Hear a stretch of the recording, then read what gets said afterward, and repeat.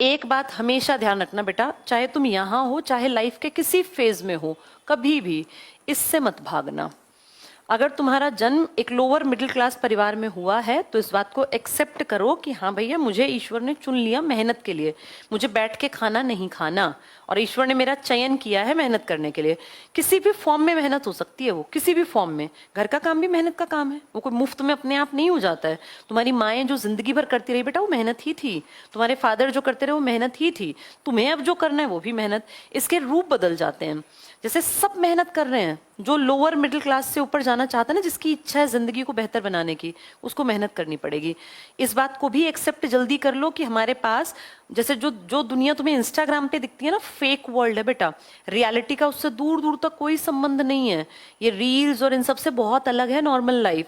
जितनी जल्दी ये समझ में आ जाएगा, नॉर्मल लाइफ से जिंदगी चलेगी, उस रील वर्ल्ड से दुनिया नहीं चलेगी। ठीक है, कुछ लोग बहुत पैसे कमा के बहुत आगे पहुंच गए, लेकिन तुम्हारे घर परिवार के संस्कार वैसा तुम्हें बनने भी नहीं देंगे। तुम वैसे भद्दे नाच नाच के आगे भी नहीं बढ़ सकते हो। जो वैसा करने वाले हैं ना, कि घटिया रील डाल के अपना पैसे कमा लिए, तुम उनमें से हो नहीं बेटा। इस बात को जितनी जल्दी समझोगे कि भैया मेरे पास रास्ता क्या, या तो मैं प्राइवेट जॉब करूं, या तो मैं गवर्नमेंट जॉब करूं, या तो मैं बिजनेस करूं। प्राइवेट नौकरी में भी बहुत सारी चीजें होंगी तो ही अच्छा पैसा देंगे बेटा, नॉर्मल बच्चे को नहीं देते वो। 10-12 हजार में भी बहुत मुश्किल नौकरियां मिलती हैं, मिल जाए तो गनीमत है।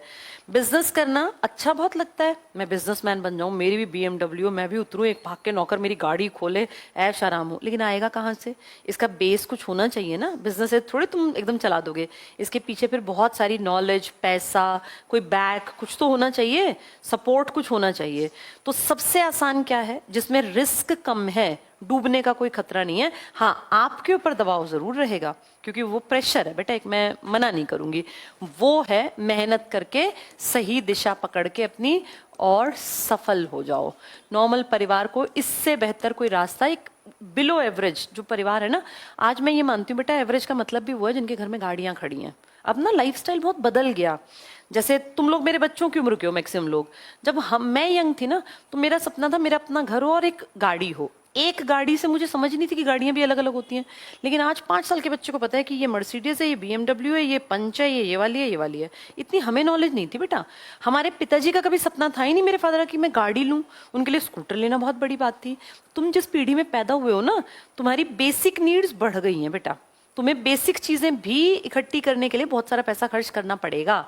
अब वो टाइम नहीं है कि घर में बिना गाड़ी के जिंदगी कट जाएगी। अब तुम, जैसी तुम्हारी शादियां होंगी ना, तुम्हारा परिवार होगा, तुम्हें गाड़ी खरीदनी ही पड़ेगी। बीमार बच्चे को लेके कैसे भागोगे?